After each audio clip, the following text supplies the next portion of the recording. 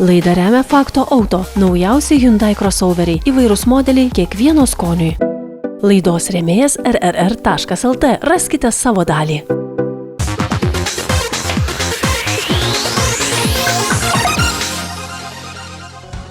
Labas rytas. Šioje laidoje stengiamės jūs supažindinti su visokiausiamis transporto priemonėmis. Aišku, dažniausiai su tomis, kurios vežioja mus, kartais su tomis, kurios mums atveža reikalingus daiktus. Na, o šį kartą pasižiūrėkime į transporto priemonės ir techniką, kuri augina mūsų maistą. Kas gali geriau papasakoti apie žemės ūkio techniką, jeigu ne pats ūkininkas? Tad apsilankėme pas automobilistams ir automobilių sporto aistruoliams gerai pažįstamą Petrą Šaučiūną. Ir pokalbį pradėjome nuo religinių klausimų. Ar traktorių pasaulyje taip pat yra markių hierarchija ir kuri geriausia? Aš manau, kad šitas yra geriausias kainos kokybės atžvilgių, o manau svarbiausias aspektas, į kurį aš anksčiau nežinojau to atkreipdėmės, tai yra į aptarnavimą, servisą, nes kiekviena technika lūžta, nenori to, kiek tu be mokėsi, jinai vis tiek lūž ir svarbiausia, kaip greitai operatyviai gali sutvarkyti tau tą techniką, nes pats jau šitų traktorių nebepadarysi. Šiuolaikinė žemės ūkio technika modernėja netgi greičiau nei nauji automobiliai ir ūkininkas nebenori prisiminti savo senųjų traktorių. Į tą pažiūrėjus, tai tiesiog ta išvarža net susispaudžia, kurią įgijau su tuo dirbdamas traktorium. O su šitokia technika, jau po darbo dienos 15 valandų dar gali ir dviratį prisiminti. Pavyzdžiui, dirbi biure, sėdi ant besisukančios kėdės, tai tu galėtum sėdėti ant taburetės.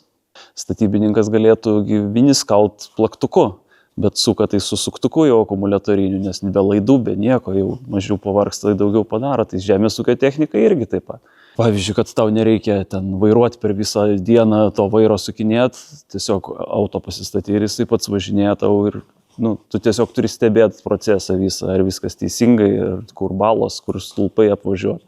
Tai galimybės šiai dienai beribės, nes jau yra autonominiai traktoriai, kurie patys važinėja. Aišku, mūsų, mano regionas tai netinkamas tam, nes ten po pusvalandžio bus kur nors miškiai lėkęs ar baloj užklimpęs, bet tai ateitis yra. O visas modernumas, tai per elektroniką.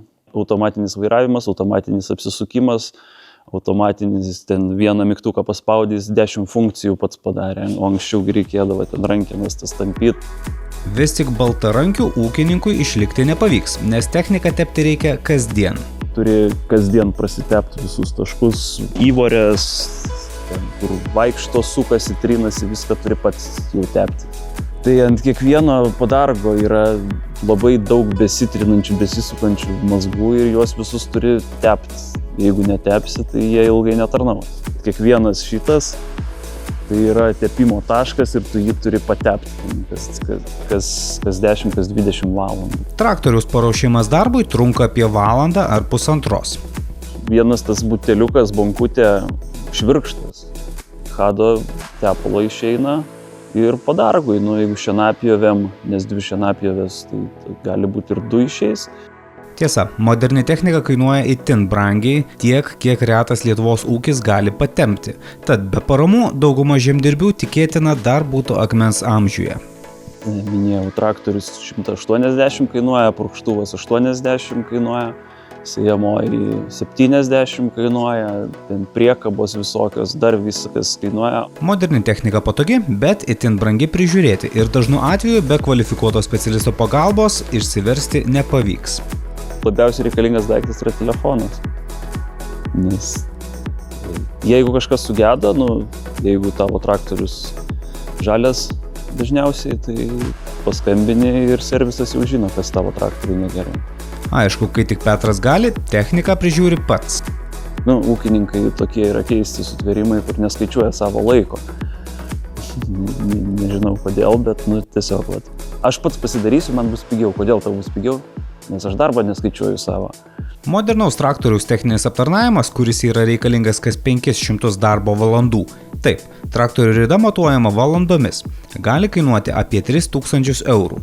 Tad pasibaigus garantijai ūkininkas rankovės pasiraitoja pats ir aptarnavimus atlieka pats.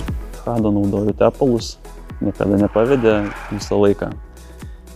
kokybiški, tepa gerai, ilgamžiški. Bandymų visokiausių sudaręs. Tiesa, retas lietuviško ūkio produktas patenka į didžiuosius prekybos centrus. Tam verslui jis tiesiog per brangus. Mažmenininkai nemažą dalį produkcijos vežasi iš pigiau ją pagaminti galinčių šalių. O, pavyzdžiui, Petro aviena keliauja daugiausiai į Vokietiją. Jeigu norite tikros lietuviškos produkcijos, Petras rekomenduoja nepravažiuoti pro regionuose esančias nepriklausomas parduotuves.